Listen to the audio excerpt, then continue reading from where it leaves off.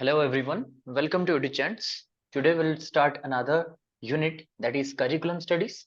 So in this topic, we are considering the basics as well as some of the types and basis of curriculum.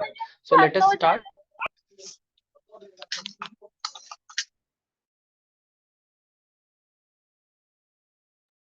चलिए तो शुरू करते हैं आज का क्लास। देखिए मीनिंग ऑफ करिकुलम बहुत बेसिक सी बात है कि व्हाट इज करिकुलम अगर पूछा जाए तो बहुत सारे आंसर्स आने लगेंगे। So I would like to ask all of you, what is curriculum according to you. Curriculum का क्या मतलब होता है मुझे बताइए, चैट बॉक्स में जरूर बताइए मुझे करिकुलम क्या होता है। आप कैसे देखते हो करिकुलम को, करिकुलम का कॉन्सेप्ट क्या है, और करिकुलम क्या एक सिंगुलर वर्ड है या फिर एक प्लूरल वर्ड है, वो भी मुझे बताइए। जो भी आपका व्यू है वो मुझे बताइएगा। ईशानी वर्षा कह रहे हैं, वर्षा कह रहे हैं कंटेंट है, ईशानी कह रहे हैं करिकुलर प्लस को करिकुलर एक्टिविटीज दोनों को अगर मिला दे और उसके साथ लर्निंग एक्सपीरियंस मिला दे तो वो करिकुलम बन जाता है। Very good. एलिजा कह रहे हैं sum total of curricular and cocurricular activities. Very good. Soni कह रहे हैं टोटलिटी ऑफ एक्सपीरियंस। किशोर कह रहे हैं curriculum is totality of learn. Sangeeta कह रहे हैं combination of all activities of an institution. Geeta कह रहे हैं ऑल द एक्टिविटीज एक्सपीरियंस और gain within the school.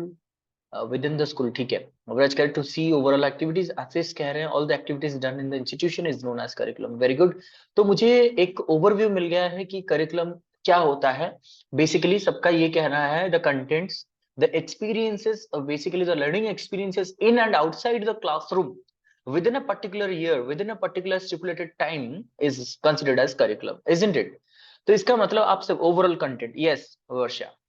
Planned experience way student practice and achieve learning skill. बहुत अच्छे पिंकिना। तो इसका मतलब ये हुआ कि करिकुलम में ना कि सिर्फ पढ़ाई होता है, यानी कि कंटेंट सब्जेक्ट ही नहीं होता है, इसमें बहुत सारे डायरेक्ट और इनडायरेक्ट एक्टिविटीज होते हैं, जैसे कि हिडन करिकुलम पढ़ेंगे भी हम बहुत आगे जाकर के। कुछ चीजें ऐसे होते हैं जैसे कि मोरल वैल्यूज, जैसे कि कोऑपरेशन, कोलैबोरेशन, जो कि मतलब पीस, ठीक है, ब्रदरहुड, ये सब प्रमोट होता है through curriculum also. Curriculum is the centre for learning also, क्योंकि इसी के आधार पे हम सीखते हैं। करिकुलम से हमें बहुत सारा चीज जो है वो डायरेक्टली इनडायरेक्टली सीखने को मिलता है, जैसे एक्सपीरियंस सीखने को मिलता है, जैसे मैंने अभी कहा हिडन करिकुलम, बहुत सारे वैल्यूज सीखने को मिलता है। तो curriculum is a wider term, ठीक है। अब करिकुलम सिंगुलर है कि प्लूरल है मुझे बताइए। करिकुलम इज सिंगुलर और प्लूरल, थोड़ा सा डिस्कस करेंगे बेसिक, फिर आगे बढ़ेंगे, ठीक है। ओके। करिकुलम क्या है, करिकुलम सिंगुलर है या प्लूरल है? Yes. Very good, very good, बहुत अच्छे, बहुत अच्छे।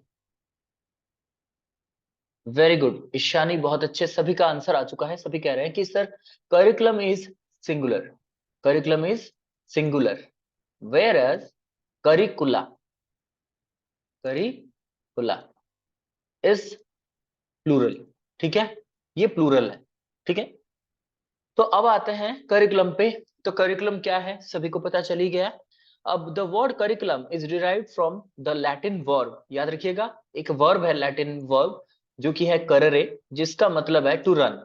एक वर्ब, वर्ब मतलब क्रिया, क्रिया मतलब जो काम होता है, कर्म जिसको कहते हैं। तो काम क्या होता है, टू रन, भागना होता है, भगाना होता है। देन कररे बिकम्स अ नाउन, जब वो नाउन बन जाता है यानी नेमिंग वर्ड बन जाता है, it is meant for racing chariot और रेस ट्रैक।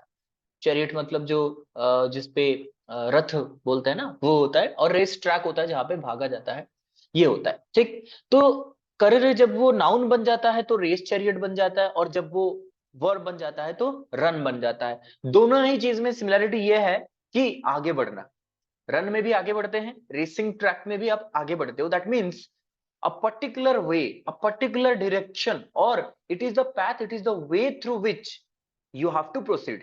तो करिकुलम बस एक रास्ता है जिस पे हम आगे बढ़ते हैं in learning, in gaining experience and something like curriculum, ठीक है। करिकुलम का मतलब ही यहाँ पे आ जाता है कि जहां पे हम सीखते हैं, जहां पे हम लर्न करते हैं, और जो हमें दिशा दिखाता है, जो हमें कंटेंट सिखाता है, जो हमें एक्सपीरियंस दिलाता है, तो वो एक पर्टिकुलर सा एक रास्ता होता है, ठीक है।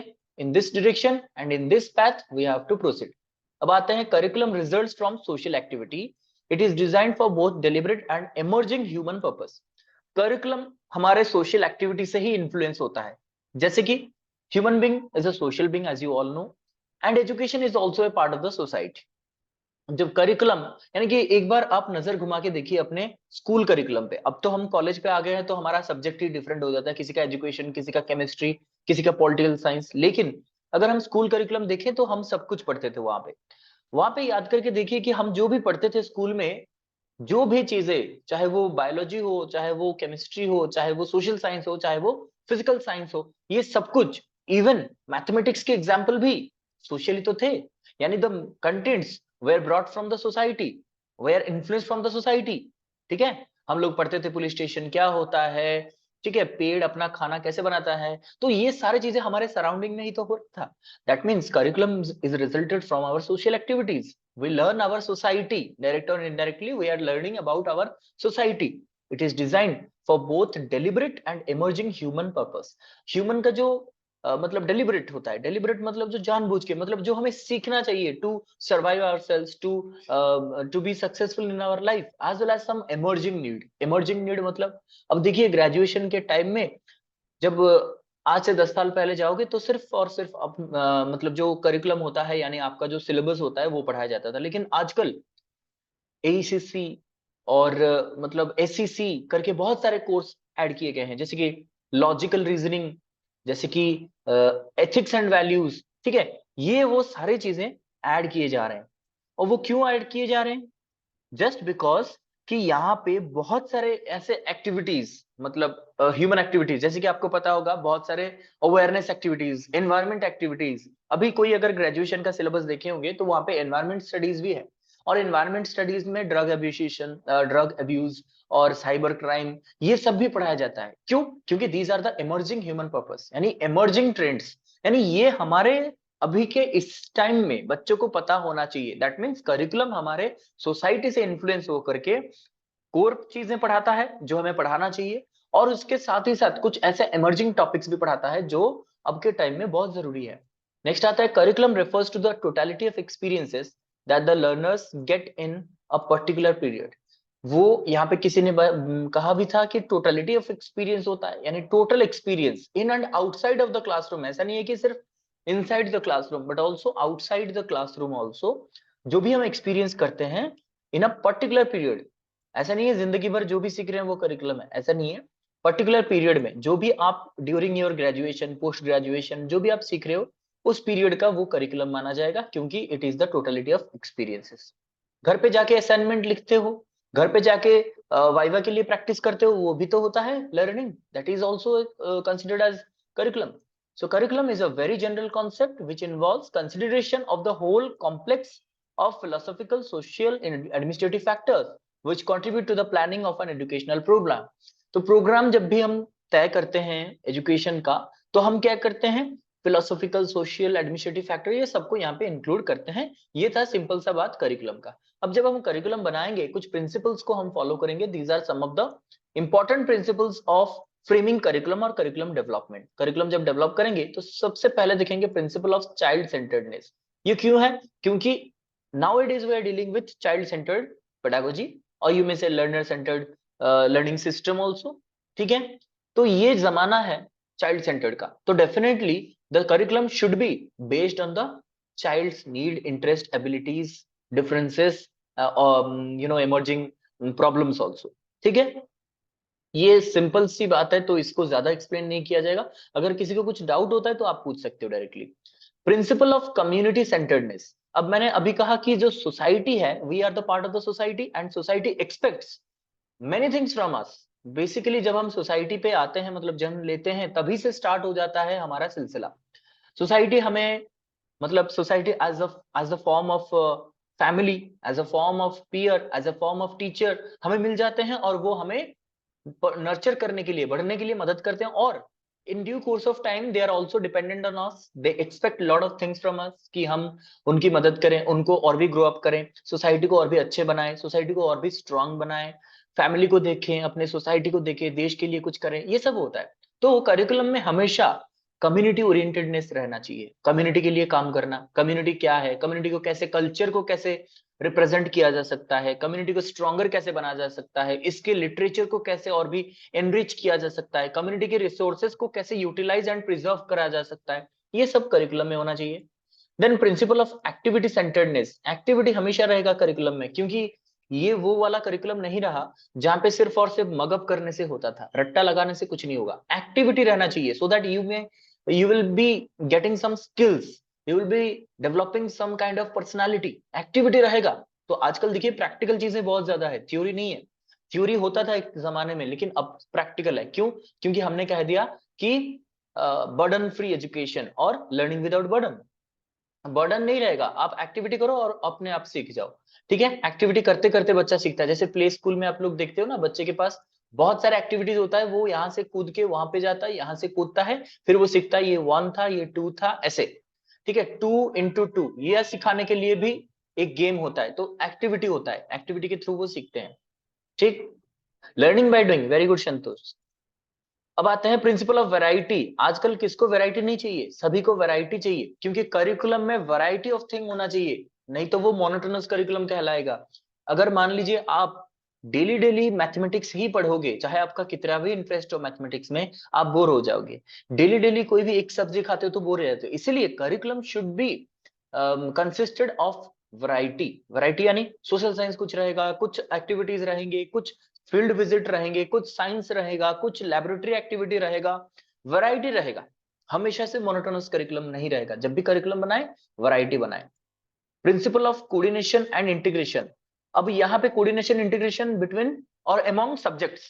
ठीक है, आप जो सब्जेक्ट्स डाल रहे हो उसमें कोऑर्डिनेशन रहना चाहिए, इंटीग्रेशन रहना चाहिए। जैसे कि जो भी सब्जेक्ट हम पढ़ाते हैं, जैसे मान लीजिए हिस्ट्री पढ़ा रहे हैं, साइंस पढ़ा रहे हैं, मैथ पढ़ा रहे हैं, या फिर ज्योग्राफी, या फिर आप कह लीजिए कि संस्कृत, जो भी हिंदी जो भी आप पढ़ा रहे हो, ये जो सब्जेक्ट्स हैं इनका कोई ना कोई कोऑर्डिनेशन एंड इंटीग्रेशन रहना चाहिए। जब हिस्ट्री पढ़ा रहे हैं तो साइंस का भी कुछ कंट्रीब्यूशन चाहिए, और साइंस जब पढ़ा रहे हैं तो हिस्ट्री का भी कुछ कोऑर्डिनेशन चाहिए। इस तरीके से हम कोऑर्डिनेशन, मतलब करिकुलम जब भी बनाएंगे, उसमें एक होता है ना कि क्लास 8 में जो आप पढ़े हो, that will help you in class 9, that will help you in class 10। ठीक है, और जैसे कि मैंने कहा subjects, inter relation between subjects वो भी रहना चाहिए, एंड लेवल्स। क्लास 8 में कुछ पढ़े हो, ट्रिगोनोमेट्री के बेसिक्स पढ़े हो, तो क्लास 9 में ट्रिगोनोमेट्री आप अच्छे से कर पाओगे, देन क्लास 10 में और भी एडवांस्ड कर पाओगे। वैसे हिस्ट्री में आपने मेडिएवल पढ़ा था, अब जब मेडिएवल पढ़ चुके हो तो मॉडर्न पढ़ने में आपको कोई दिक्कत होगा नहीं, क्योंकि मेडिएवल के बारे में आपको थोड़ा सा पता था। ठीक है, अब आता है प्रिंसिपल ऑफ कंजर्वेशन। कंजर्वेशन यानी कि जब भी आप पढ़ाते हो, कुछ चीजें होते हैं जो जिसको हमें कंपल्सरीली यहाँ पे मतलब क्या करना चाहिए, करिकुलम में रखना चाहिए। यस, इसको स्पाइरल करिकुलम भी कहा जाता है। Very good. इसमें क्या होता है, जब भी एक लेवल आप सीख जाते हो तभी ऊपर का लेवल आप चढ़ते हो। ठीक है, यानी कि ये कोऑर्डिनेशन एंड इंटीग्रेशन रहेगा। यहाँ से जब आप स्टार्ट करते हो तो एक लेवल जब आपका पार मतलब क्रॉस हो जाता है, फिर आप दूसरे लेवल पे जाते हो, ये स्पाइरल करिकुलम आ जाता है। प्रिंसिपल ऑफ कंजर्वेशन क्या होता है? अभी मैंने कहा कि कुछ चीजें ऐसे होते हैं जिसको हमें हमेशा से करिकुलम में रखना चाहिए। दीज आर द बेसिक्स और these are the core subjects you may say. जैसे कि जब भी हम हमारे सोसाइटी के बारे में पढ़ते हैं, तो we talk about the freedom fighters, we talk about different wars happened in India with India as well. ठीक है, तो ये सारी चीजें होते हैं कंजर्वेशन में। Yes, it is given by Bruner, right लिटिना? Spiral curriculum is given by Jerome Bruner. बात है प्रिंसिपल ऑफ क्रिएटिविटी। यहाँ पे करिकुलम जब भी हम बनाएंगे, अब देखिए करिकुलम जो बन चुका है, पुराना वाला जो आप पढ़ रहे हो या फिर पढ़ते थे वो अलग था, लेकिन जब आप करिकुलम तैयार करोगे नया वाला, तो आपको ये क्रिएटिविटी का पार्ट देखना पड़ेगा, क्योंकि आपको वो स्कोप देना पड़ेगा अपने स्टूडेंट्स को, as well as to the teachers too. Curriculum जब बनाते हैं, टीचर्स के लिए भी क्रिएटिविटी मायने रखता है, क्योंकि you will have to create some interesting learning aids.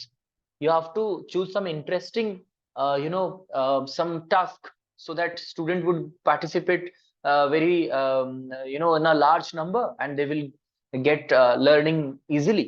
ठीक है, तो इसका मतलब ये है कि creativity on both the part of the teacher as well as the student, यानी कि कुछ नया करे, तो ऐसे कुछ प्रॉब्लम्स दे, ऐसे कुछ टास्क तैयार करे करिकुलम के अंदर, ताकि बच्चे उसको करते करते कुछ नया भी करेंगे और सीखेंगे भी, और उनको लगेगा कि चलो हम भी कुछ नया कर सकते हैं। हमेशा से ऐसा नहीं है कि a प्लस बी का होल स्क्वायर सभी को बस रट्टा लगाना है कि ये a square plus 2ab plus B square होता है। Let them clarify, let them do this thing by their own, क्या पता वो कुछ नया क्रिएट कर दें। देन आते हैं प्रिंसिपल ऑफ फॉरवर्ड लुकिंग। ऐसा नहीं है कि करिकुलम आज बनाओ सिर्फ 2 साल के लिए, ठीक है, 2 साल के बाद फिर से बनाना पड़े। ऐसा नहीं है कि करिकुलम आउटडेटेड हो जाए 2 साल के बाद। तो फॉरवर्ड लुकिंग का मतलब होता है जब आप करिकुलम बनाते हो तो सोसाइटी सोसाइटी के मतलब 10 साल आगे देखो या फिर 5 साल आगे देखो। Society, the teachers, the students, their need, their demand, ठीक है, problems, where they will be, यानी कि वो कहां तक जाएंगे और क्या क्या आगे हो सकता है। You have to be anticipating in nature, ठीक है। प्रिंसिपल ऑफ फ्लेक्सिबिलिटी, फ्लेक्सिबिलिटी रहना चाहिए, ऑप्शन देना चाहिए स्टूडेंट को ताकि वो अपने हिसाब से, अपने पेस के हिसाब से, अपने इंटरेस्ट एबिलिटी के हिसाब से लर्न कर सके, in respect of time, in respect of subject, in respect of choosing activities etcetera. Principle of balance, balance रहना चाहिए हर एक सब्जेक्ट के साथ, टाइम अलॉटेड के साथ, इवैल्यूएशन के साथ, हर कोई चीज में बैलेंस रहना चाहिए। ऐसा नहीं है कि हमारा मान लीजिए आज एग्जाम हो रहा है, थ्योरी एग्जाम हो रहा है और कल को इसका प्रैक्टिकल या वाइवा हो रहा है, तो इसके अंदर कुछ असाइनमेंट्स नहीं होना चाहिए, या फिर इसके अंदर थोड़ा सा आपको टाइम मिलना चाहिए, या फिर यूं कह लीजिए कि जितना टाइम आपको अलॉट करना चाहिए था सोशल साइंस और साइंस के लिए, दोनों के बीच में आपका बैलेंस नहीं रहा। इसका मतलब ये हुआ कि sometimes some subjects need some extra time, और you may say some attention from the teacher's perspective. कैसे कि बहुत सारे ऐसे सब्जेक्ट्स हैं जो कि बच्चों का दिक्कत होता है, मैथमेटिक्स हो गया, साइंस हो गया, इंग्लिश हो गया, इसको थोड़ा सा हमें बैलेंस करना चाहिए। उसका कंटेंट, उसका मतलब करिकुलर एस्पेक्ट, उसको जितना टाइम दिया जाता है, ठीक है, जिस तरीके से पढ़ाते हैं, जो मेथोडोलॉजी पढ़ाते हैं, उसमें बैलेंस क्रिएट करना चाहिए। नेक्स्ट आते हैं प्रिंसिपल ऑफ यूटिलिटी। करिकुलम में जो भी इंक्लूड करना है वो उसका कुछ यूटिलिटी रहना चाहिए, that must be useful in our day to day life. ऐसा नहीं है कुछ ऐसे पढ़ा रहे हैं जो कि यूजफुल ही नहीं है।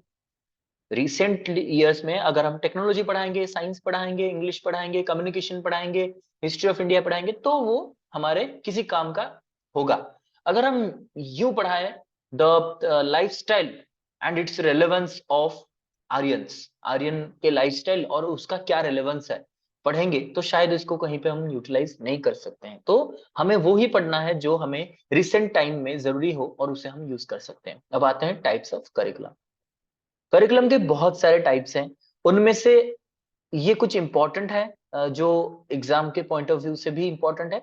लेकिन एक चीज याद रखिएगा, जो हम लोग पढ़ते हैं यहाँ पे, ऐसा नहीं है कि आप जो यहाँ पे देख रहे हो या फिर लिखा गया है इस स्लाइड पे यही एग्जाम में आएगा। सो हमारे लिए इंपॉर्टेंट ये है what you understand from this class, what you are getting from this class, what you are learning from this class, and how you can apply this knowledge to solve the problem। कहने का मतलब ये है, सबको ये लगता है और कि जो हमें पढ़ाया जा रहा है क्लास में यही एग्जाम में एग्जैक्टली पूछा जाएगा या तो इसी से क्वेश्चन बनेंगे। लेकिन यहाँ पे मैं ये कहना चाहता हूँ कि इसमें मैं आपको समझाना चाहता हूँ, मैं आपका एक्सेप्ट मतलब जो कॉन्सेप्ट क्लियर करना चाहता हूँ कि ये क्या है, ये टॉपिक क्या है, इसमें क्या आपको पढ़ना चाहिए और किस तरीके से क्वेश्चन बन सकता है। एक बार आप समझ लेते हो तो आप एग्जाम अपियर कर सकते हो। Is that clear? तो जिसको कोई प्रॉब्लम होगा तो वो पूछ सकता है। It is open for discussion. हमेशा से मैं कहता हूं I need discussion based class. तो आप डिस्कस करो मेरे साथ, क्या प्रॉब्लम है, क्या इसमें समझ में नहीं आ रहा है, इसका जिस्ट क्या है वो निकालो। क्या है सब्जेक्ट सेंटर्ड करिकुलम एग्जैक्टली, जैसे हम क्वेश्चन अपियर कर सकते हैं। चलिए स्टार्ट करते हैं। Subject centred curriculum mainly focuses on the subject और content of the curriculum. Basically subject centred मतलब यहाँ पे जो सब्जेक्ट पढ़ाया जा रहा है उसी पे फोकस किया जाएगा या तो उसके कंटेंट पे फोकस किया जाएगा। मेरा सब्जेक्ट है मान लीजिए इंग्लिश, तो इंग्लिश कैसे मैं पढ़ा सकता हूँ, कैसे इंग्लिश पे फोकस कर सकता हूँ, या फिर इसके जो कंटेंट्स है इसको कैसे डिलीवर किया जा सकता है, उस पे जब मैं फोकस करूंगा that becomes subject centred curriculum. Here the subject is very important regardless of teachers, learners, activities, problems, what ever that may be. मेरे लिए सब्जेक्ट इंपॉर्टेंट है। जब सब्जेक्ट डिलीवर करना होता है तो सब्जेक्ट जितने भी सारे सब्जेक्ट्स हैं या फिर जितने भी सारे टॉपिक्स हैं, मैं उस टॉपिक को यहाँ पे करिकुलम में डाल दूंगा। आप उसे पढ़ो, मैं नहीं देखूंगा कि आप कौन हो, कैसे पढ़ते हो, आपका लेवल क्या है, ठीक है। Subject centred curriculum is like that. This design correspond mostly of the text book written for the specific subject. अभी ये सबसे ज्यादा फोकस करता है जो टेक्स्ट बुक लिखा जाता है फॉर स्पेसिफिक सब्जेक्ट, जैसे मैंने कहा इंग्लिश के लिए, हिस्ट्री के लिए, ठीक है, वो फोकस करता है सब्जेक्ट पे। Subject learning is important rather than anything else, subject learning, ठीक है। emphasis is placed on acquisition, memorization and knowledge of each specific content area। Acquisition मतलब कैसे आप कंटेंट को एक्वायर कर रहे हो, मतलब आपने कितना कंटेंट, जैसे कि बहुत सारे स्टूडेंट्स ऐसे मुझे पूछते रहते हैं कि सर हमारा करिकुलम कितना कंप्लीट हुआ, सिलेबस कितना कंप्लीट हुआ, कब कंप्लीट होगा, ये कब खत्म होगा। मेरे लिए तो इंपॉर्टेंट वो नहीं है कि आप कितना कंप्लीट कर लेते हो, मेरे लिए वो इंपॉर्टेंट होता है कि आपने कितना सीखा, आप में कितना चेंजेस आया, आप कितना सीख रहे हो, यानी how much you are improving yourself, how much you are developing yourself, not that कि how much how far you have completed, what part you have completed or covered, वो important नहीं होता है। Learning is important, कितना भी पढ़ो बस meaningfully पढ़ो। देन मेमोराइजेशन, कितना आप रट्टा लगाते हो, कितना याद है, जैसे बचपन में पूछा जाता था 2 का 4 का पहाड़ा बताओ, ठीक है, टेबल बताओ, 2 1 2 2 2 4, ऐसे जो रट्टा लगाना वो इंपॉर्टेंट होता है। नॉलेज, नॉलेज लेवल, आपको पता है नॉलेज अंडरस्टैंडिंग एप्लीकेशन, वही knowledge is important. Within this curriculum structure, strong emphasis is placed on instruction, teacher to student explanation, direct strategy which includes lecture, question, answer as well as teacher student discussion।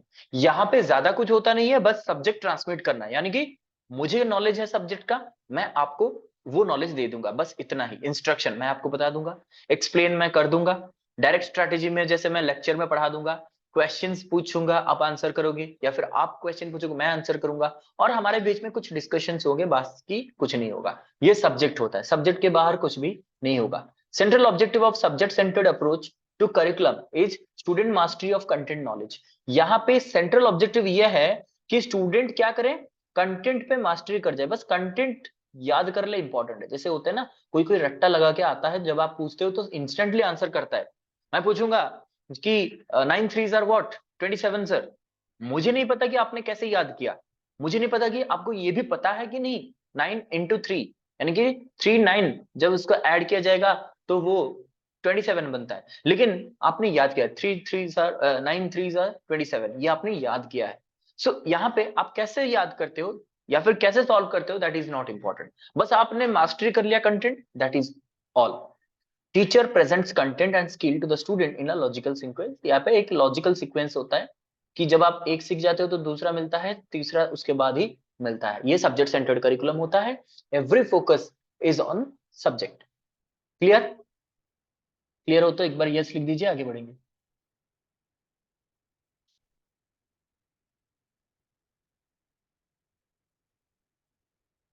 Good, चलिए आगे बढ़ेंगे।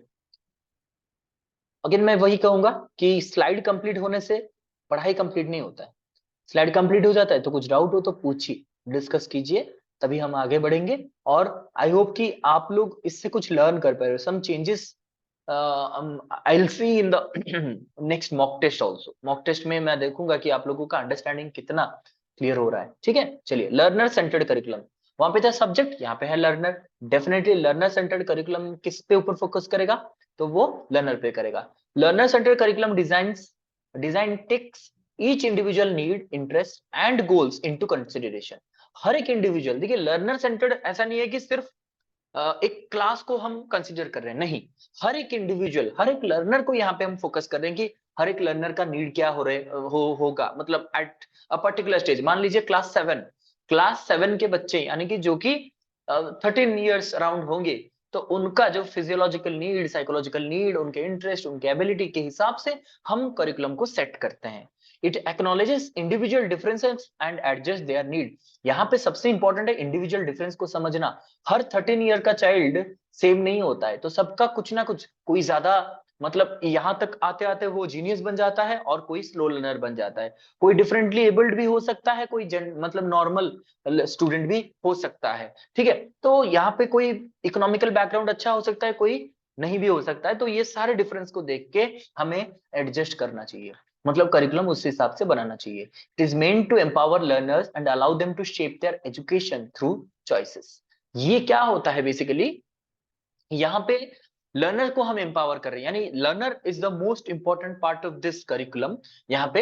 And उनका जो education होता है, they will select और they will choose their own education. यहाँ पे उनको ऑप्शन दिया जाएगा, यहाँ पे उन्हें फ्रीडम दिया जाएगा to choose them, to choose their own choices. ठीक है, here learner is the center of educative process। तो यहाँ पे एजुकेशन का सेंटर कौन है? लर्नर है। Learners actively create, construct meaning and understanding as viewed by the constructivist। ये constructivist approach पे based है, child centeredness पे based है, इसीलिए learners यहाँ पे actively create करते हैं, construct करते हैं and understand करते हैं। वहां पे क्या था? वहां पे था knowledge और आपका क्या था? completion of subject. ठीक है, तो नॉलेज वहां पे इंपॉर्टेंट था, यानी रट्टा लगाना इंपॉर्टेंट था। मतलब पढ़ाई जो आपको दिया जा रहा है वो आप याद कर लेते हो, मगअप कर लेते हो, दैट इज इंपॉर्टेंट। लेकिन यहाँ पे you don't need to mug up, यहाँ पे आप क्रिएट करते हो, क्रिएट समथिंग न्यू। जैसे आपने ब्लूम्स टैक्सोनॉमी में देखा था कि creation is very important at the top. उसके बाद आता है construct meaning. You have to construct your own meaning. जो मतलब महापुरुष कह चुके हैं वो आपके लिए इंपॉर्टेंट नहीं है, आप क्या सोचते हो इसके बारे में। जैसे मैंने कहा था, जब मैंने करिकुलम पढ़ाना स्टार्ट किया तो मैंने ये नहीं कहा कि curriculum, what is curriculum according to me, मैंने कहा what is curriculum according to you. आपने खुद कंस्ट्रक्ट किया कि आप क्या सोचते हो, क्या समझते हो इस करिकुलम वर्ड से, वो मेरे लिए इंपॉर्टेंट है। ड्यू एंड रिसो सपोर्टर थे, बहुत अच्छे। ठीक है, और यहाँ पे construct, you constructed your own meaning on curriculum, right or not? Then understanding what you have understood from the concept of curriculum, ये आपने मुझे बताया, so that is called learner centered curriculum। In the child centered design, learner interact with the teachers and the environment, thus there is a collaborative effort on both the sides to plan lesson, select content and do activities together। यहाँ पे जब हम पढ़ाते हैं learner centred design से, तो teacher और student के बीच में एक इंटरेक्शन होता है, एक अच्छे से एनवायरनमेंट में, जहां पे both the teachers and students will decide what lesson to be taught, when to be taught, what are the activities to be done during the delivery of the lesson। ठीक है, आज हम क्या पढ़ेंगे आप बताइए, वो पूछा जाएगा। आप जो बोलोगे वही पढ़ाया जाएगा, उस तरीके से पढ़ाया जाएगा, जो आप एक्टिविटी कहोगे उस एक्टिविटी के अनुसार होगा। ठीक है, इट इज प्रोग्रेसिव, हेंस ये प्रोग्रेसिव है, फ्लेक्सिबल है, नीड बेस्ड है, इंटरेस्टिंग है, कोलैबोरेटिव है एंड इफेक्टिव फॉर लर्निंग है। Isn't it? तो लर्नर सेंटर्ड करिकुलम कितना इफेक्टिव है ये आप सोच ही सकते हो। अब आता है टीचर सेंटर्ड करिकुलम।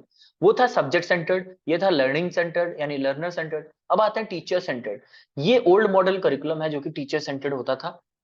अब देखिए टीचर सेंटर्ड में होता क्या है, the teacher choose their daily teaching task which include selection of specific content, selection of teaching approach, use of audiovisual aid and so on.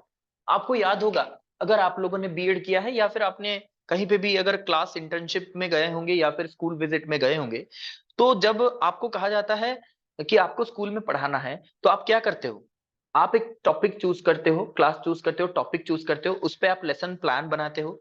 ठीक है, मतलब आपने कंटेंट खुद चूज किया, आपने मेथड खुद चूज किया कि मुझे लेक्चर मेथड में पढ़ाना है या 5E में पढ़ाना है, जो भी अप्रोच में पढ़ाना है वो आपने चूज किया। और आप खुद एक टीएलएम बना के लेके जाते हो, यानी ऑडियो विजुअल एड, या फिर कोई चार्ट पेपर बना के लेके जाते हो, इंस्ट्रक्शनल एड बना के लेके जाते हो। तो बताइए ये कौन सा अप्रोच है? डेफिनेटली ये टीचर सेंटर्ड अप्रोच है। यहाँ पे द टीचर यानी आपने क्या किया, सिलेक्शन ऑफ कंटेंट क्या पढ़ाना है, सिलेक्शन ऑफ टीचिंग अप्रोच किस तरीके से पढ़ाना है, selection of audio visual add और टीचिंग एड या फिर इंस्ट्रक्शनल एड आपने खुद चूज किया। तो ये सब कुछ आपने खुद चूज किया without consultation with the child, without considering the interest of the child. That is why it is teacher centred curriculum। As the curriculum is designed by the teacher, it becomes easy to achieve the desired goal। ये curriculum design कौन करता है? यानी कि curriculum design किया गया है by the teacher, यानी आप जो पढ़ाते हो, जो भी सिखाते हो, जो भी करते हो अपने क्लास में, it is designed by you. That is why it becomes easy to achieve the desired goal, जो भी आपने गोल क्लास के लिए लिया है। जैसे कि नॉर्मल क्लासरूम में होता है, एक स्कूल है जो कि चाहता है अपने स्टूडेंट्स फर्स्ट क्लास में पास हो जाए, तो वो क्या करते हैं, क्या पढ़ाना है, कब कौन सा पीरियड रहेगा, कौन सा टीचर लेगा, वो खुद डिसाइड करते हैं और अपना जो डिसाइड गोल है वो उसको अचीव कर लेते हैं। हाँ, teacher is the centre of teacher centred curriculum. Very good friends. Teacher is well versed with his or her class, hence prepares learning strategy as well as materials for the class। The lesson delivery and completion of course becomes easier. जब teacher को पता है कि मेरा class कौन सा है, मान लीजिए आप क्लास 9th के टीचर हो, आप 5 साल से पढ़ा रहे हो बच्चे को, तो you know very well the students of class 9 and there needs. तो आपको अच्छे से पता है, तो आपने अपने हिसाब से मटेरियल चूज कर लिया, क्या पढ़ाना है, कैसे पढ़ाना है। मान लीजिए आप पढ़ा रहे हो एयर पोल्यूशन, आपको पता है क्या पढ़ाना है, किस तरीके से पढ़ाना है, क्या उन्हें मटेरियल मतलब शो करना है, पीपीटी शो करना है, या फिर एक चार्ट शो करना है, या फिर एक छोटा सा क्लिप दिखाना है, वीडियो क्लिप, ये सब आप सिखाते हो। Then your lesson delivery as well as completion of the course becomes easier for you. ठीक है, तो इसमें इजी बन जाता है टीचर के लिए। Here, teacher is responsible for learning progress, curriculum transaction, implementation, evaluation and outcome as well. यहाँ पे टीचर ही रेस्पॉन्सिबल होता है कि जैसे कि हेडमास्टर पूछता है कि आपका क्लास प्रोग्रेस कितना है, मतलब आपने कितना कोर्स कंप्लीट कर लिया, तो आप कहते हो सर 60% मैंने कंप्लीट कर लिया है, बाकी 40% अगले हफ्ते या फिर उसके अगले हफ्ते 2 हफ्ते में मेरा खत्म हो जाएगा। इसका मतलब here teacher is responsible for learning progress, curriculum transaction, curriculum जो है उसको पढ़ाना भी होता है टीचर को, इम्प्लीमेंटेशन, करिकुलम अगर नया करिकुलम है तो उसको इम्प्लीमेंट भी करता है, इवैल्यूएशन भी करता है, और रिजल्ट भी टीचर के लिए रिस्पॉन्सिबल। आउटकम कैसे कि अगर मान लीजिए कोई स्टूडेंट फेल हो जाता है तो उसके पेरेंट्स आते हैं, आप ही को पूछते हैं कि सर आपने नहीं पढ़ाया होगा इसलिए मेरा बच्चा फेल हो गया। ये होता है टीचर सेंटर्ड करिकुलम। ठीक है, अब आता है problem centred curriculum. Problem centred curriculum name itself ये क्या कह रहा है, कह रहा है कि प्रॉब्लम देंगे बच्चों को, यानी प्रॉब्लम्स के ऊपर आधारित होगा, और वही वो प्रॉब्लम्स को सॉल्व करते करते सीखेगा। ये भी एक प्रकार का लर्निंग बाय डूइंग ही होता है। Idealism support teacher centred curriculum, yes definitely.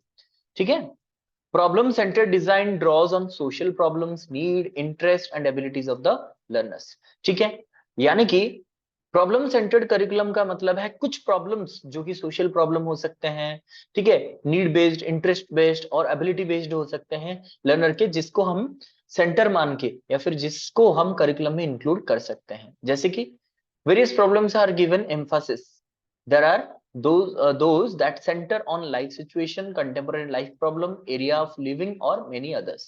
ऐसे बहुत सारे प्रॉब्लम सेंटर्ड करिकुलम होते हैं जो कि हम day to day life problem के साथ भी करिकुलम को अटैच कर सकते हैं। मतलब कि इस टाइप के करिकुलम पे हम प्रैक्टिकल एस्पेक्ट पे बात करेंगे, प्रॉब्लम सेंटर्ड करिकुलम यानी प्रैक्टिकल एस्पेक्ट पे बात करेंगे। फॉर एग्जांपल, हम एक करिकुलम कंस्ट्रक्ट करते हैं, मैथमेटिक्स की अगर बात करें वो तो प्रॉब्लम सेंटर्ड होता ही है, कि एक मैथमेटिकल प्रॉब्लम दिया जाता है, मतलब कि आपको एक सम दिया जाएगा और आपको कहा जाएगा इसको सॉल्व करने के लिए। आप जब सॉल्व कर लोगे तो आपको एक थ्योरम पढ़ा जाएगा कि ये थ्योरम नंबर 1 है।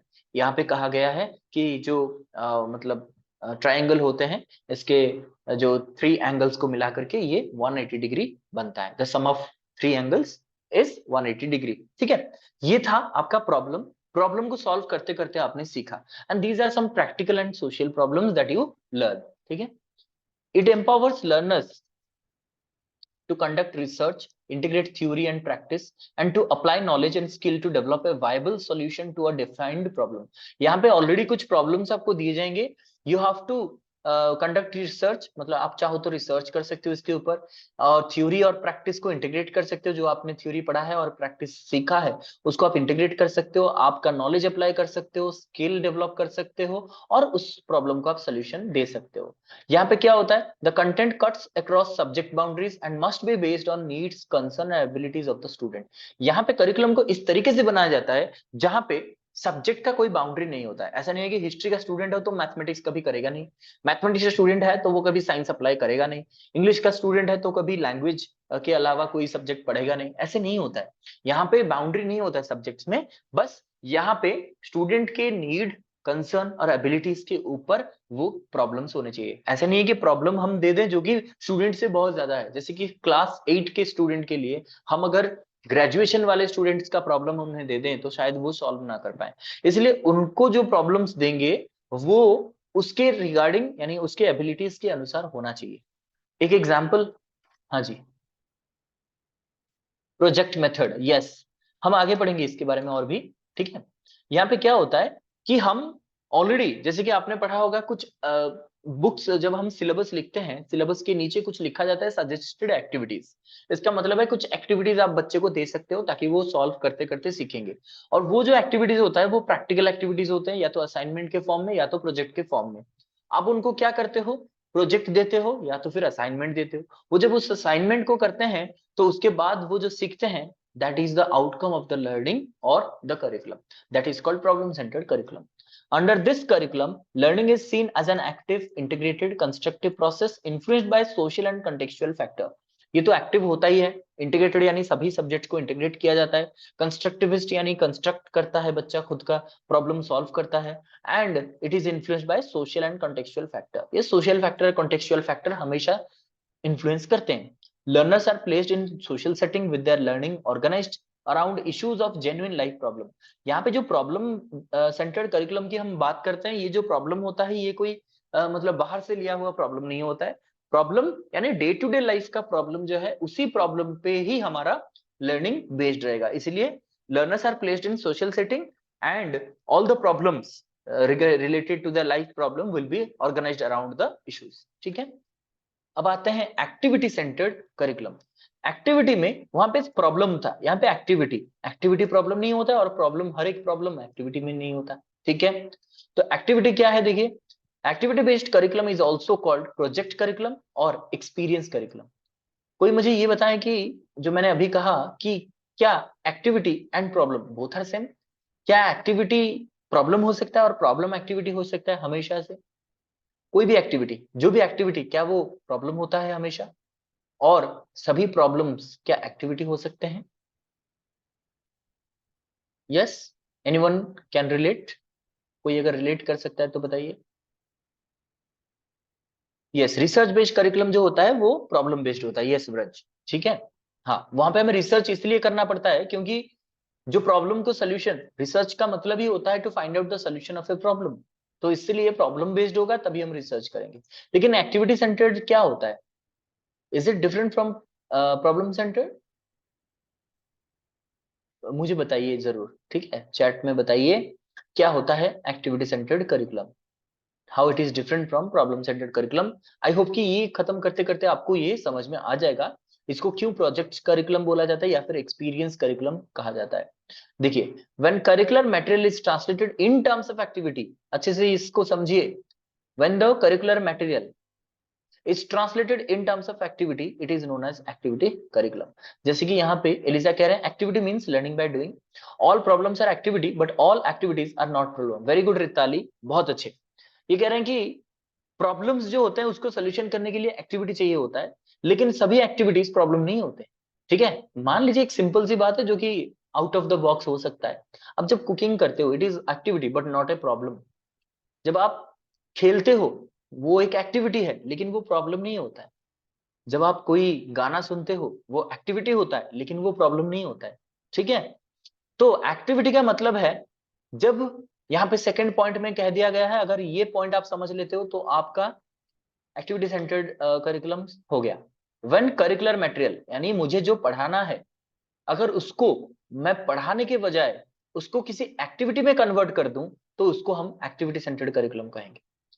मुझे पढ़ाना था, मान लीजिए मुझे क्या पढ़ाना था? मुझे पढ़ाना था मोशन।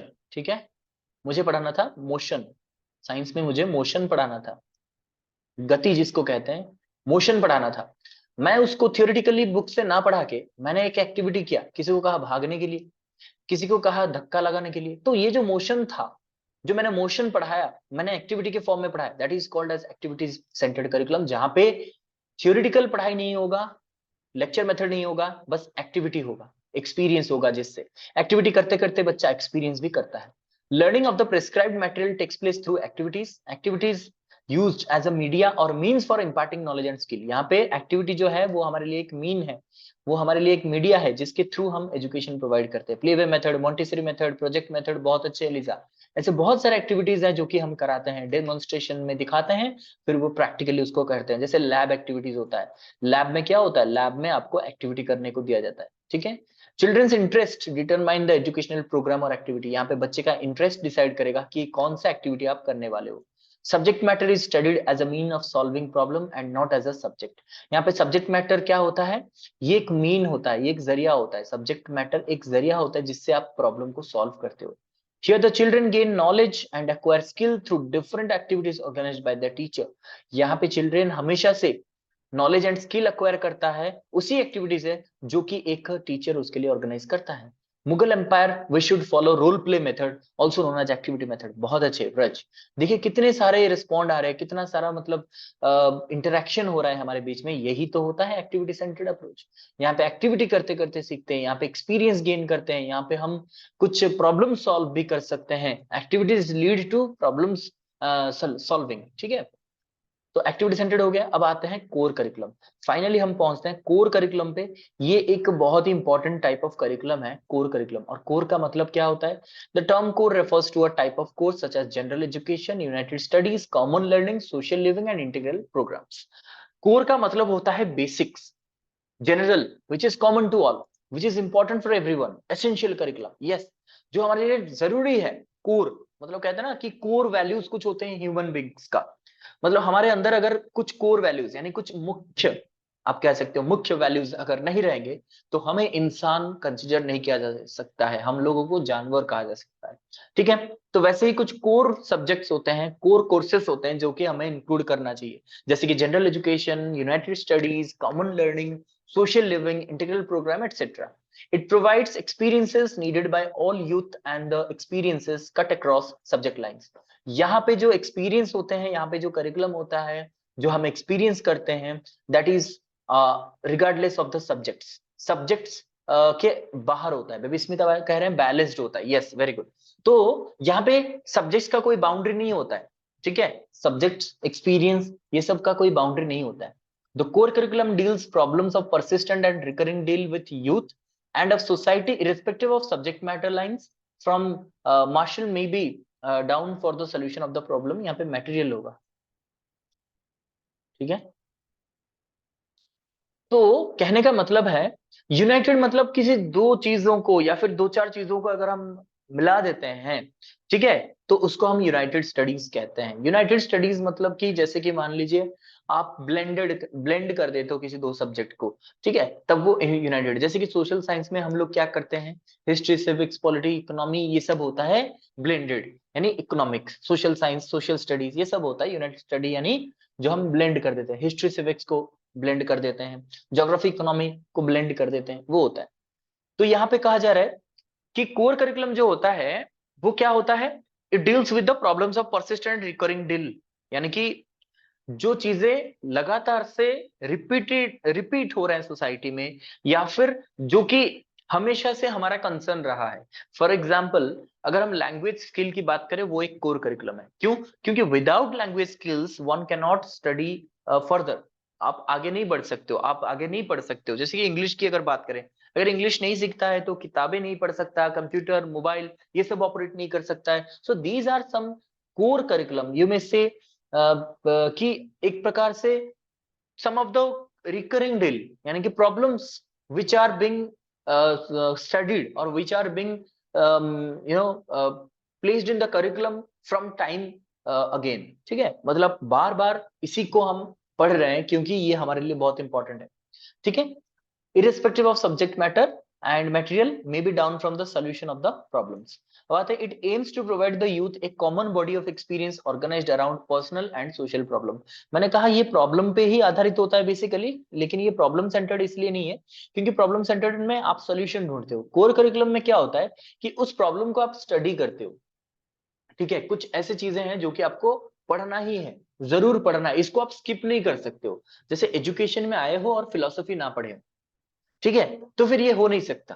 क्योंकि आपको एजुकेशन पढ़ना है तो फिलोसफी का रोल भी आपको पढ़ना पड़ेगा। तो these are some of the core, यानी कि कोर का मतलब है these are the common problems और common studies you have to take, ठीक है।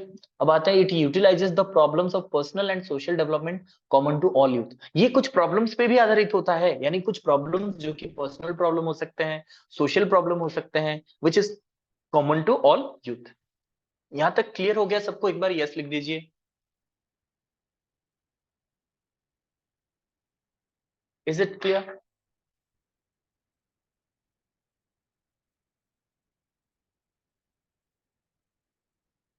Okay, fine. चलते हैं बेसिस ऑफ करिकुलम। बेस क्या होता है? बेसिकली अगर हम कहें तो करिकुलम जब हम बनाते हैं तो वो कुछ बेस, यानी कि कुछ आधार को लेकर के वो अपना करिकुलम प्रिपेयर करता है। तो अगर हम लेयर की बात करें तो करिकुलम कुछ चीजों को लेकर के बनता है, कुछ कंपोनेंट्स को लेकर के बनता है, और वही बेस कहलाता है। तो सबसे पहला बेस, सबसे पहला कंसिडरेशन उसका है फिलोसॉफिकल बेस। अभी मैंने कहा जब भी एजुकेशन की बात होती है और फिलोसॉफी ना हो, ऐसा हो नहीं सकता, क्योंकि आइडियोलॉजी फिलोसॉफी हर एक चीज में होता है और होना भी चाहिए, किसी ना किसी आइडियोलॉजी पे आधारित होना चाहिए। इसलिए philosophy sets the goal for education to achieve. आपको पता है फिलोसॉफी एजुकेशन के लिए गोल सेट करता है, कौन सा गोल अचीव करना है वो गोल सेट करता है। Hence philosophy is the theory while education is the activity or practice। Philosophy theoretical part होगा तो एजुकेशन उसका प्रैक्टिकल पार्ट या फिर डायनामिक पार्ट होगा। Its most significant role is to help teachers to think more clearly and accurately about different matters and aspect of education। जो curriculum set करते हैं या फिर टीचर्स जो हैं, जो कि करिकुलम सेट करने में मदद करते हैं, करिकुलम फ्रेमर्स कहलाते हैं वो, उनको हम क्या करते हैं, ये जो फिलोसफी है वो उनको मदद करता है to think more clearly. It gives a theoretical aspect, it gives a thinking style to the teachers and accurately about different matters and aspect of education। education सिर्फ वो नहीं होता है जो हम सोचते हैं कि हाँ एजुकेशन जो हमने सीख लिया, एजुकेशन वो होता है जो इंसानों को इंसान बनाते हैं। That means it is considered as one of the important base just because it takes into consideration the whole life situation of a man or human being। ठीक है, तो टोटलिटी अगर हम देखें तो फिलॉसफी एक टीचर को मदद करता है टू नो और to understand the problems related to education of human being. क्या होना चाहिए, एजुकेशन कैसा होना चाहिए, उनका आउटलुक क्या होना चाहिए, जैसे कि आपने पढ़ा होगा मॉडर्निस्टिक पोस्ट मॉडर्निज्म, ठीक है, या फिर आप कह सकते हो कि positivist post positivist thinking.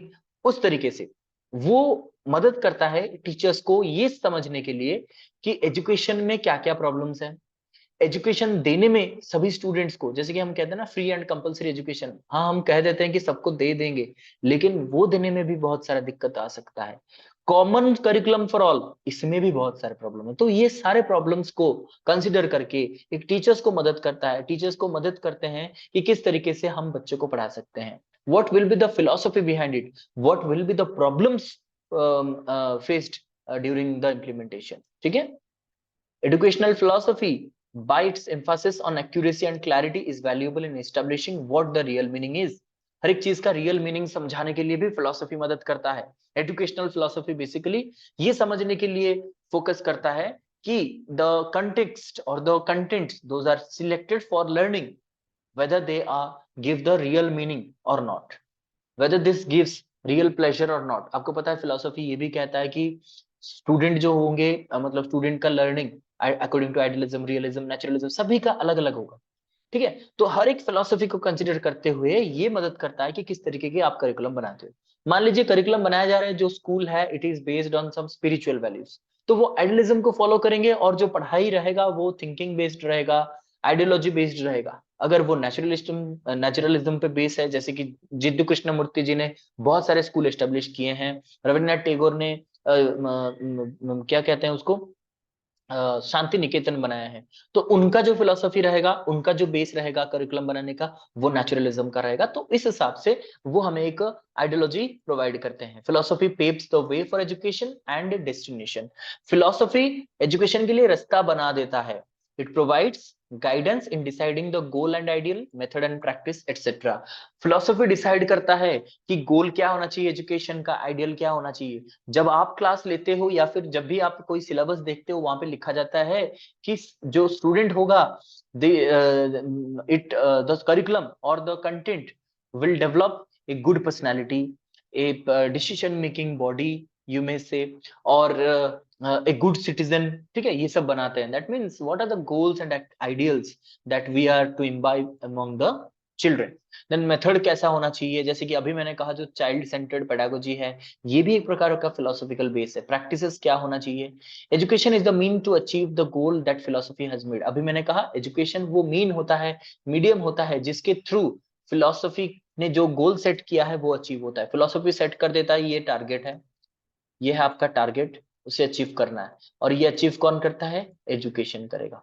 Philosophy सिर्फ उसे बता देता है कि ये तुम्हारा गोल है, एजुकेशन उसे अचीव करता है। It gives national ideals as well as democratic ideals in education.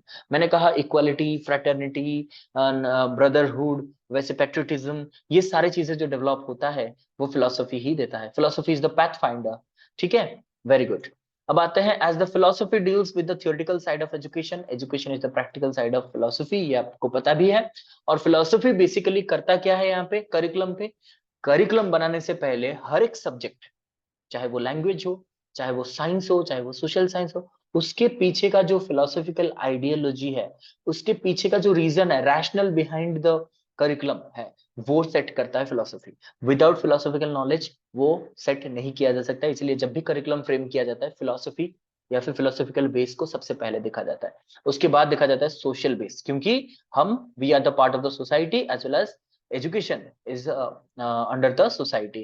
So man is a social being who is born and brought up in a society. Therefore, curriculum should be in accordance with the demands of the society existing as well as emerging. Existing यानी society जो अब का society है इसके आधार पर भी होना चाहिए, और आगे जो society बनने जा रहा है 5-10 साल बाद उसके आधार पर भी बनना चाहिए। इसलिए हम जब भी curriculum बनाएं, it should be based on the society and their needs. The feature of society that influence the education as well as teaching and learning endeavor are, जो सोसाइटी के कुछ फीचर्स होते हैं, कुछ इंपॉर्टेंट एस्पेक्ट्स होते हैं जो एजुकेशन और टीचिंग को अफेक्ट कर सकते हैं, या फिर आपके ये कह सकते हो इन्फ्लुएंस कर सकते हैं, वो कुछ इस तरह से हैं। First of all, the diversity prevailing in society in terms of religion, language, region, caste, community etcetera. तो जो डाइवर्सिटी हम देख रहे हैं हमारे सोसाइटी में, ये इन्फ्लुएंस कर सकता है हमारे एजुकेशन को। कैसे? क्योंकि सभी कम्युनिटी, सभी कास्ट के स्टूडेंट्स, सभी रिलीजन के स्टूडेंट, लैंग्वेज के स्टूडेंट, रीजन के स्टूडेंट को हम इक्वल एजुकेशन नहीं दे पा रहे हैं। That should be considered as as the influence of education also. जब भी हम एजुकेशन प्रोवाइड करें, हम कोशिश करेंगे इस चीज को ना होने के लिए, यानी वो जो डाइवर्सिटी देखा जा रहा है या फिर जो डिस्क्रिमिनेशन देखा जा रहा है, उसको हम कैसे सॉल्व कर सकते हैं वो देखना चाहिए। यानी जब भी हम सोशियोलॉजिकल बेस के बारे में सोचते हैं, तब हम sustainable development for new commerce, yes, जब हम सोशियोलॉजिकल बेसिस पर देखेंगे तो हमें ये कंसिडर करना चाहिए कि we have different religions, different language, different region, different caste and community. So हमारा जो करिकुलम रहेगा, वो curriculum regardless of religion, language, region, caste, community, सभी को इक्वल देखेगा। ठीक है, वो हमें करिकुलम में मेंटेन करना चाहिए। Then the standards and modes prevailing in different society. ऐसा नहीं है कि किसी एक सोसाइटी, किसी एक कास्ट, किसी एक रिलीजन पे हम फोकस करेंगे। We are secular, we consider everyone equal. इसीलिए हमें जब भी कोई सोसाइटी के बारे में पढ़ना होगा, या फिर जो सोसाइटीज होते हैं, जो लर्निंग हम जो करिकुलम बनाते हैं, it is applied to every society. तो हर एक सोसाइटी का इंपॉर्टेंस, हर एक सोसाइटी का डिस्क्रिमिनेशन देख करके हमें ये बनाना चाहिए। Facilities of transportation, communication among others, यानी कि हर एक सोसाइटी का मतलब जो क्या बोल सकते हैं आप, कि कुछ फैसिलिटीज होते हैं, कुछ कम्युनिकेशन होता है, कुछ बैरियर्स होते हैं, इस सभी को हमें इसमें इंक्लूड करना चाहिए। फॉर एग्जांपल, अभी मैंने कहा सोशल बैरियर्स बहुत सारे हैं, सोशल स्टिग्मा बहुत सारे हैं, स्टीरियोटाइप्स हैं, इसको भी हमें फोकस में लाना चाहिए, और इसको जितना हो सके उतना एजुकेशन के थ्रू हमें कंट्रोल करना चाहिए, and it is made through the curriculum. Impact of westernization and modernization and their variation, जब भी हम करिकुलम बनाते हैं, ये भी हमारा एक गोल होना चाहिए कि the impact of westernization and modernization and their variation, how it is to be translated, how it is to be controlled in the curriculum.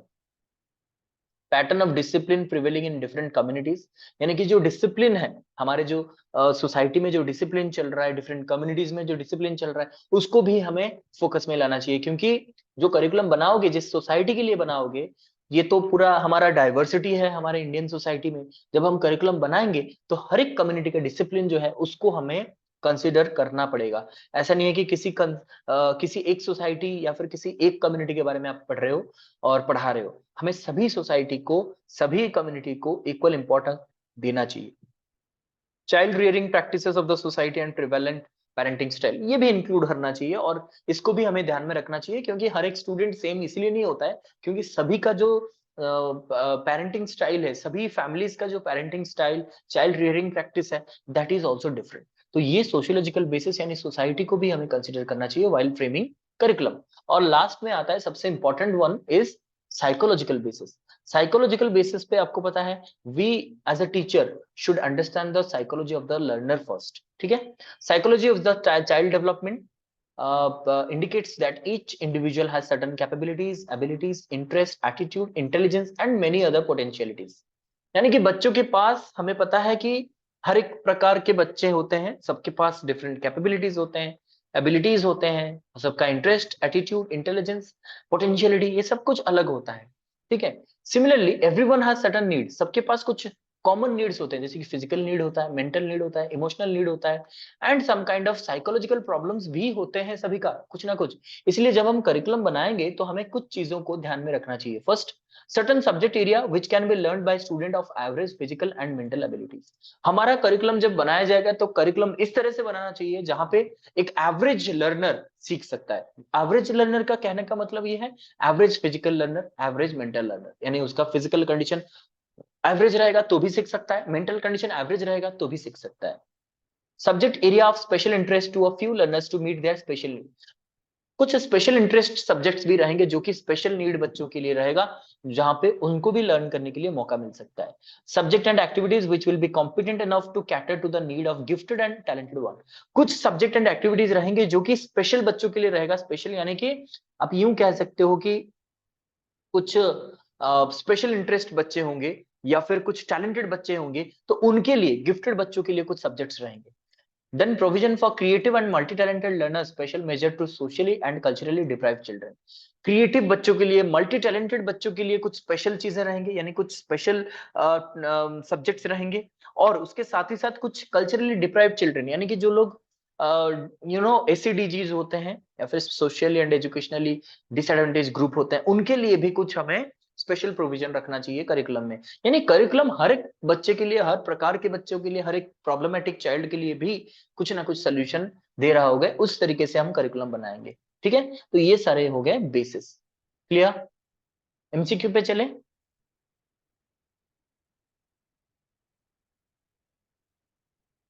Okay, so let us start. First question देखिए, the type of curriculum where gaining skill is more important is called teacher centred curriculum, learner centred curriculum, problem centred curriculum, activity centred curriculum. सोच समझ के answer दीजिएगा यहाँ पे। बहुत अच्छे, keep answering. Experience, I mean skill, ये सब कहाँ पे गेन होगा? सबसे ज्यादा स्किल आपको कहाँ से मिल सकता है? सबसे ज्यादा एक्सपीरियंस कहाँ से मिल सकता है? वेरी गुड, सभी का आंसर आ चुका है। वेरी गुड, सभी ने सही आंसर किया है कि ये एक्टिविटी सेंटर्ड करिकुलम पे आ सकता है। स्किल वहां पे आएगा जहां पे आपको डेली डेली एक्टिविटी कराया जाएगा, एक्सपीरियंस कराया जाएगा, रियल लाइफ एक्सपीरियंस दिया जाएगा, वहां पे आपका स्किल डेवलप हो सकता है। Very good. Second question, Latin word currere as a noun mean, as a noun currere का मतलब क्या होता है? Race chariot, to run, to both A and B, none of the above. देखिए डिफरेंट आंसर्स आने लगे हैं क्योंकि वहां पे किसी ने ध्यान नहीं दिया एज अ नाउन और as a you know verb का क्या मतलब था, ठीक है। देखिए गलत आंसर्स भी आ रहे हैं। मैंने यहाँ पे पूछा एज अ नाउन, जो लोग कह रहे हैं बोथ ए एंड बी, ये तो बिल्कुल नहीं होगा क्योंकि कररे एज अ नाउन पूछ रहा हूँ, कररे का मतलब नहीं पूछ रहा हूँ। एज अ नाउन क्या मीन करता है, ठीक है। चलिए आंसर देखते हैं फिर। जिन लोगों ने ए आंसर किया है वो करेक्ट है, बाकी बी सी जिन्होंने आंसर किया है वो गलत है, क्योंकि क्वेश्चन किसी ने अच्छे से पढ़ा ही नहीं जो लोग गलत आंसर कर रहे हैं। मैंने यहाँ पे कहा कररे का दो मीनिंग होता है, एक नाउन फॉर्म में, एक वर्ब फॉर्म में। वर्ब फॉर्म में कह रहा है कि टू रन, भागना, और नाउन फॉर्म में कह रहा है कि रेस चैरियट। तो पूछा जा रहा था कि नाउन के फॉर्म में क्या है, वो रेस चैरियट था। किसी ने आंसर किया बोथ ए एंड बी और किसी ने कहा टू रन। इसका मतलब उस स्लाइड को आपने स्किप कर लिया, आपने सोचा ये तो बहुत ही इजी है, ठीक है। चलिए ऐसे नहीं करो, ठीक है। Question number 3, which of the following indicate social base of curriculum. इनमें से कौन सा डिसाइड करता है कौन सा सोशल बेस है? Inclusion of social principles, inclusion of weaker sections, inclusion of social discrimination, all of the above. Very good Sangeeta, Santosh, बहुत अच्छे, very good. Kishore, Tilottama, Sangeeta, Eliza, Ashish, Soni, Tripti, Vraj, Mansi, Ranjan, Nishtha, Padmavati, जीता, विविस्मिता, ईशानी, वर्षा, पिंकीना, दीप्तिश्री, दिलीप, मधुस्मिता, मानसी, रिताली, सरस्वती, दीपिका, प्रतिमा, लिटिना, सलिजा, लिपक, सुरेखा, तृप्तिमयी, सुनीता, रश्मिता, बहुत अच्छे, सभी का सही answer D. D is the correct answer. Now core curriculum does not include, इनमें से क्या इंक्लूड नहीं करता? General issues, common topic, optional subjects, both A and C. बहुत अच्छे, सभी का सही आंसर आ चुका है। आई थिंक वो बहुत ही इजी था। चलिए, बहुत अच्छे।